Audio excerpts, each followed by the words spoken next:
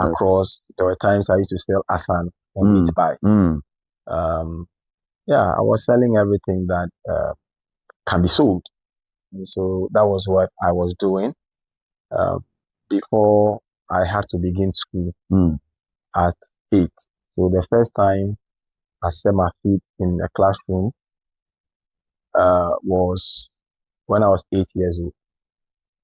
And I recall when I went to school, there were many people who were calling me names. Danish Papa, Danish Papa. Which school was this and where? That's Mofa Chepe. Mofa Chepe Preparatory is at Accra Newtown. Mofa Chepe is there. And then and I was there with other people, and there were some people who felt the way they were being, quote and unquote, disgraced by other people, they were going to stop. And I had friends who actually stopped. But you persevered. Oh yeah, I said, no, I need to go through this. And it's also because sometimes people don't understand that the speed in life of a person is determined by what is chasing that person. Obviously, if you are being chased by an ant, you don't have a problem. I recall there was a time when we were in Legon doing the first degree, an incident occurred. We were all sleeping outside because we didn't have access to hall like proper rooms at the time. So we used to sleep at what we call M Plaza. Every vandal knows M Plaza. Outside at the top there. And while sleeping, there was this Rasta man who I suspect may have either been a little bit under the influence of some either alcohol or some drug or something. I don't know, but we were all sleeping, and in the middle of the night, he felt like vomiting. So he was doing like you can see that he's struggling to vomit. And so his Rasta was hitting the other students who were lying there because we sleep very, very close to each other. And suddenly all we heard was that one of them, I don't know whether he was having a nightmare or something, just got up and started jumping. Lion, lion, lion, lion, lion. So you can imagine if you are sleeping peacefully and you hear people shouting lion, lion, and you wake up, will you be asking where is the lion? You ask where is the lion. The first instinct is to start running. That's right. So we started running from M Plaza all the way. Some of us were in boxers, some of us running away from the unseen lion. We ran and ran and ran and ran. Some of us got all the way to Water Hall before we were turning and saying that, so where is the lion? And there were many who were injured in the process. So that is an illustration to tell you, for example, when the person got up, if the person has screamed, ant, nobody's going to run. Okay. The action is going to be different. Or mouse. That would, or cockroach. I mean, others may react, but nobody's going to running all the way from speed, right? Plaza to Bottom. I remember I ran so fast. And so that tells me one lesson, that the speed in life of a person is determined by what is chasing that person, or at least what the person believes is chasing that person. There are many people who don't know what is pursuing them, so they have no speed in life. I recall very well that at that time, I saw poverty pursuing me. I saw low self-image. When I go around, people used to call me 1111 because of this tribal mask. And these are tribal masks that were done in voodoo room, right? Okay. As part of the Trokoshi yes, arrangement. Part of the I mean, because we were pure traditional believers. Voodoo inducted people, right? So, and you see low self-image pursuing you. You see poverty pursuing you. You see all kinds of deprivation pursuing you. When you come home, you can see people cooking towards the end of the day. People are cooking jollof, and you can smell the aroma of the jollof. And you know that all you have, as at that time, maybe some gari and pepper or akple with something, or then you don't have anything for that night, and you are nosing around to see whether somebody can leave something for you to also go take, and you know. So did this lead to the writing of your first book, Hope? Well, that is the first book is Love Lifted Me from the Street. Love lifted me from the street, and I mean, those watching can look it up. It is in some of the stores, and it's also on Amazon. Okay. If you Google Love Lifted Me by Francis Xavier Susu, you know. And so these difficulties led to me pursuing education with all my heart, because I didn't want to come home to be meeting those things. In fact, there was so much incentive for me to be in school than to be home, to be experiencing those things. So I recall that when we were in the basic school at Accra Newtown 8 and 6 primary, where it had 2 shifts. When we were in the morning shift, I would go, as soon as we close, you see me going out to go and sell kerosene. Sometimes we used to sell rubber bag on the street. And when we are in the afternoon shift, I'll go to the school in the morning to sell asana and other things before you go. I recall one day I was late and I was in a hurry. I was knocked down by a car on the main Newtown street. There was another day I was running around. I was knocked down by a bicycle. There were just so many things that were just interjecting with the life and with what was going on. And it was so difficult before I even got to the junior high school. There was an incident at the junior high school, as that was at St. John's JHS at Kokomemle. Okay. That incident I will never forget, because by that time we had moved from Newtown, and where my parents were living at Taifa Burkina. Okay. And so I couldn't go with them, because if I go, it means I have to stop the school. So I decided to stay and pursue the school. And staying meant that I was living at the Malata market and sleeping with some friends, family, and was going. So every night when school closes, I go alone back to the school, beg the security man, then I'll go and remove the blackboard, put it on the desk, and sleep on them. One night, I recall it very well. Somehow I turned my body and I fell, and the board came and fell on me, hit me on the ground. And I was in so much pain that. How old were you? That must be, because I started school a little bit late, that must be around the teens, 15, 16, thereabout. I had to hold my stomach like that to walk from Kokomemle all the way back to Malata to get myself prepared and come back to school. That was how bad the situation was when at that very formative years. Before, when I finished, by the help of one of my teachers, I managed to get admission into St. John's Grammar School. And at St. John's Grammar School, apart from the first admission fee that my mother borrowed money to pay, now let me add that admission fee that she borrowed, she was paying interest on admission fees until I came to University of Ghana. First year, part of my student loan went and paid for. They were still paying the interest until I can pay the student loan, part of student loan. Honorable, on this show, Volunteers TV show, we promote volunteerism, active citizenship, patriotism, love for nation. Yeah. We want to build the Ghana we all want as a people. Talk about volunteerism. I know you do a lot of legal services pro bono. What motivates you to do that?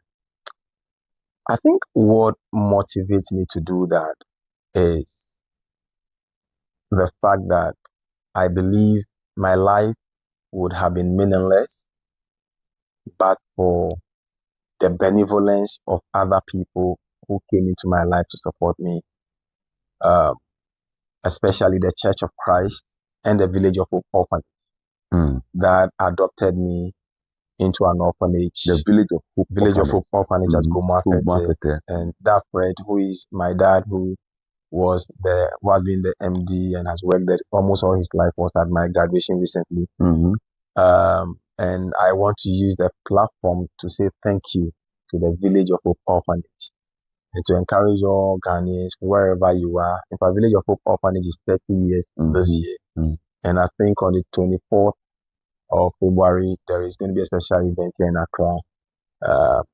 Wherever you are, let's all try and support the Village of Hope Orphanage, because without the Village of Hope Orphanage, I wouldn't have been here. In fact, when the Village of Hope Orphanage came to adopt me, at the time they were adopting me, I was at St. John's Grammar School.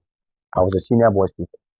And even though I was a senior boys prefect, and even the process before I became a senior boys, I remember every time when they will come to ask for school fees, I don't have it, they will lash me and sack me. I'll go and come back. 6 hot lashes, you go and come back. So I was, every time they sack me. So in fact, I became a very notorious school fees defaulter, because like, if you sack him, he will come back. Sack him and you come back. I recall that it got to a point, Mrs. Susanna Demo, who was the then headmaster, said, look, headmistress, she said, this man, you sack him, he will go and come back. So just give me, so she gave me a small cheat. Please excuse Francis. So now when the teacher comes, I will show that it's okay. You leave him.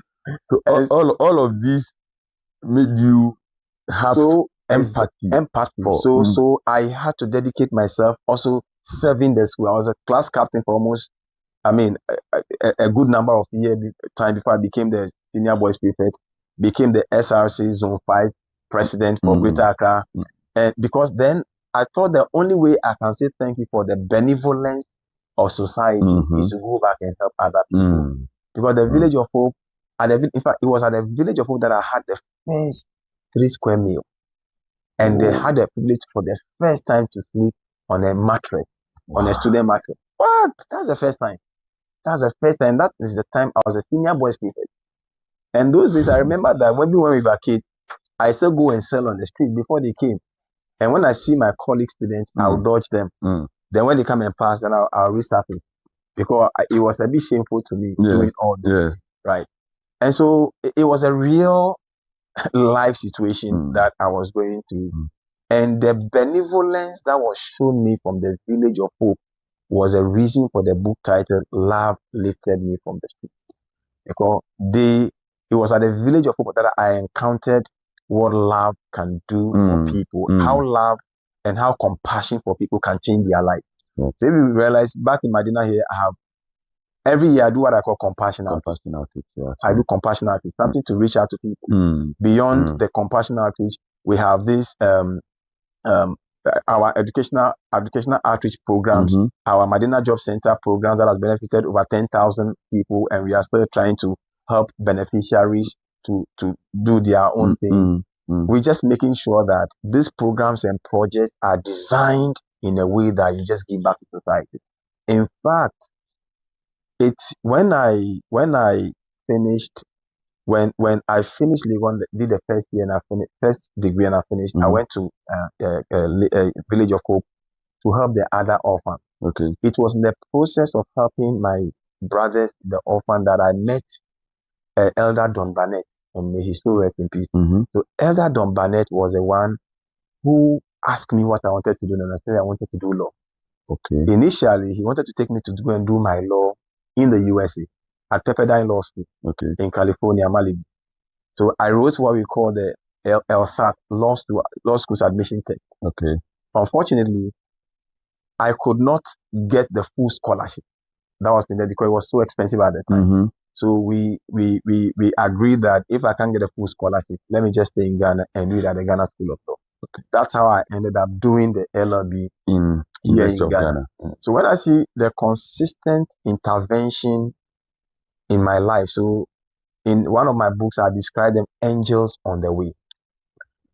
Angels on the way. God positioning people at different times in your life that open doors for you. And I have a number of these angels that God has placed in my life. And when I look at the support I received from these people, the love they've shown me, I believe the only way I can say thank you is for me to become the same love to other people. And for me, that motivates me a lot to volunteer on several things. In fact, it's the reason why as soon as I finished law school. In fact, a number of things happened when I finished law school. That's right. I recall that I was sent to lawyer Maxwell Logan, and lawyer Maxwell Logan Senior, I'm so grateful and thank you for your training. He poached me from the law school. I was a class captain for my school. Okay. He poached me and To his chamber. trained me, yes, to his chamber, Logan and Associates, and trained me even before we were even called to the bar. And then once we were called to the bar, my pupillage I did with him. And as soon as I finished with the pupillage, into close to about a year and a half in the training, the former president, Atta Mills, may he so rest in peace, I did a presentation at GIMPA in a leadership class. Okay. And Honorable John Tia, may he so also rest in peace, the former information minister, he was in the class. And he said, young man, if this is your story, we don't think you should keep this story to us only the elderly people. We need you to go talk to our kids. Yeah. So I said a concept to them, and we began a Talk program. to them as in motivating them. Exactly. Okay. So we had a program called Public Schools Orientation Tour. So the Public School Orientation Tour was designed in such a way that the assemblies were paying for it, like for my coming, and I go and share my life story with the kids. And I stay on the campus, they ask me questions, I answer. And I had a book on education at the time titled Homeless. Yeah. Right. So the book titled Homeless, it was also a GES approved book for public school. So those days when students used to be billed, they used to bill them and they take the book in their numbers and then they give it to them so they can read, and get motivated. And so that program took me across the country and I was speaking in almost all regions. So when I went around speaking to children in almost all the senior high schools, we reached out to over 800,000 children across the country. Yeah, speaking senior high school. Senior high schools. Okay, and speaking to them, and every school we went, you could see the impact of that mentorship. Yeah, and I believe, I honestly believe that I may have to even start that mentorship again. That's because there are many. I believe that a lot of our young kids are misguided. It's a generation of misguided people. Because people are not getting the picture well. You know, everybody believes that somebody owes them something. So if the people don't do it for them, then they cannot help themselves. My uncle didn't try for me. My mother didn't try for me. My dad didn't try for me. But the question is that even if nobody helps you, create your own opportunities and create your own wealth. That is how it is. People are willing to help people who are willing to be helped. There are times that people need help, but they are not willing to be helped because they have what they believe to be the help in their mind. Honorable, among the numerous human right cases you have handled, I mean, pro bono, which of them will you say really stand out and touch you more and you feel so fulfilled to have handled? Well, I think that there are a number of them, and I think each of them has a very serious implication. For example, when we were doing the Justice for All program like this, we were touring all prisons, and that was a voluntary work I was doing. And if on my count, I represented over 800 prisoners. Then along the line, I recall the case of Francis Ejari, the one that gave me problem with the General Legal Council. But I felt fulfilled that somebody that I met who wanted to commit suicide were able to lead the way to get compensation for the first time in a human rights court for him. The case of Eric Asante, who was a teacher accused of defiling somebody and then was convicted. And we did appeal at the Supreme Court, got him acquitted and discharged. But unfortunately, he was discharged at the time that he has already served all the 15 years in hard labor. Of course, we did some other processes, but when you take the case of Charles Zenki, the man who was having mental health, he was a mental health patient who said he wanted to go and kill the President Mahama. Then he was sentenced to 10 years imprisonment. I went back, we worked, the imprisonment was quashed, and he was sent to psychiatric home and until he became well before we brought him. The case of Patrick Reynolds is what breaks my heart a lot. Patrick Reynolds the billboard had collapsed on him and he was 100% paralyzed. And the reason why it breaks my heart was that it was in the course of doing that case that the GLC suspended me. And so I couldn't finish that case, and Patrick Ueno passed away. And it was a very heartbreaking one when Patrick Ueno passed. Then there is the very, very recent case where we heard that there are a number of them victims that we stand for. You heard about a 13-year-old girl impregnated by gang rape by 20 men or something. There was a news item like that some time ago. I needed to move in swiftly, rescue the 13-year-old girl, and take her into my home, arrange for her to get shelter. And this just happened. It's a very recent one. I would say that just I think last month, or it was even this month, somewhere there, she delivered. A beautiful baby that we process, and they are being kept in, and they are being taken care of. We followed up with secure conviction of some of the people that were involved, and that was one of the cases that also broke my heart. So each of those cases, they're peculiar on their own. Yeah, so peculiar that each of them has some emotional attachment, and it breaks your heart that sometimes you have a system that does not, favor people in the way it should. So I am glad that I can use my space to give the little I can do. Now you are a member of the General Legal Council, and we all know of the number of human rights issues and abuses that are out there. Many cases people cannot even afford for legal services, and at times people have to just let go of the case because they can't pursue it. There is no money to pursue it. What do you have to say about our legal aid in this country, and what do you think can be done to strengthen it enough to be able to support the vulnerable in society? I think that legal aid in Ghana is heavily underfunded, and so it is a reason why we don't have quality legal aid from the state side. And I believe that every lawyer in Ghana, at some point in time, does legal aid. By all means, there's one friend that will call you and say, he just made your case be now. Saying, and I say, like that every lawyer does some form of legal aid. I think what we do not have is a very structured regime that allow for lawyers to properly dedicate part of their legal practice time to do legal aid. And that must be as a credit to them by the regulator of lawyers. We must have a credit system where, for example, before you renew your license at the end of the year, it is tied to at least some one or two legal aid cases that an have intentional system that ensures that everyone does some legal aid. I'm sure if you do that, we can always have many more lawyers involved in pro bono legal services to help people, in their situation. On this platform, as I said, it's volunteers TV show. Volunteerism, giving back to society, right from childhood to youthful stage and even adults.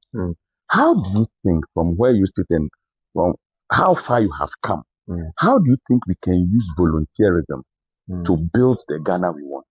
I believe that volunteerism is a powerful tool that every young person can use to build the Ghana we want. In the first place, there is value in volunteerism. Volunteerism brings benefit, right from senior high school, through University of Ghana, through other courses I've joined till now.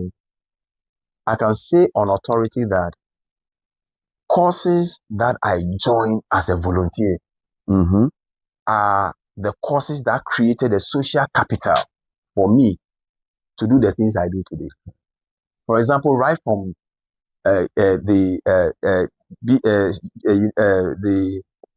from senior high school, the first voluntary program that I joined is what we call the God's End Time movement. Okay. And there were young people that came together at Taifa, Burkina, and were going around. Was it a religious program? Yes, it was a religious program. Okay. The second one is what we call the WIPO, World Youth Potential Organization. Mm-hmm.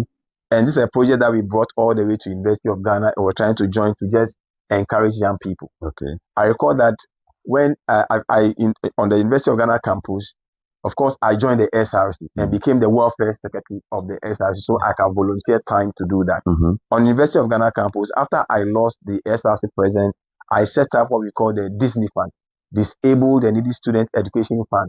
And we used to gather students.